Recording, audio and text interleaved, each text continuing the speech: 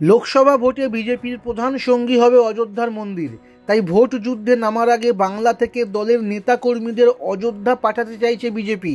রাম মন্দিরে রামলালার দর্শন সেরে ফেরার পরেই শুরু হবে নির্বাচনী লড়াই।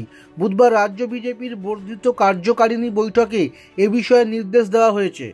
বলা হয়েছে, রেল গোটা ফেব্রুয়ারি মাস জুড়েই পশ্চিমবঙ্গের বিভিন্ন স্টেশন থেকে অযোধ্যাগামী বিশেষ ট্রেন চালাবে। সেই ট্রেনে চেপেই নেতাকর্মীদের যেতে হবে অযোধ্যায়। শ্রীরামের ধাম দেখাতে নিয়ে যেতে হবে বুথ স্তরের কর্মী থেকে বিজেপি সমর্থকদেরও। কলকাতা থেকে রেলপথে অযোধ্যা ধামের দূরত্ব 875 কিলোমিটার। কলকাতা স্টেশন থেকে প্রতিদিন রাতে ছাড়ে জম্মু তাওয়াই এক্সপ্রেস। পাশাপাশি হাওড়া থেকেও প্রত্যেক দিন ছাড়ে দুন এক্সপ্রেস। রেলের বর্তমান পরিষেবা বাংলা থেকে সরাসরি অযোধ্যা যেতে হলে এই দুটি ট্রেনই রয়েছে। কিন্তু বিজেপি চায় আগামী 22শে জানুয়ারি প্রধানমন্ত্রী নরেন্দ্র মোদীর হাতে নতুন রাম মন্দির উদ্বোধনের পর বাংলা থেকে কয়েক লক্ষ মানুষ যাবেন অযোধ্যায় রাম মন্দির দর্শনে।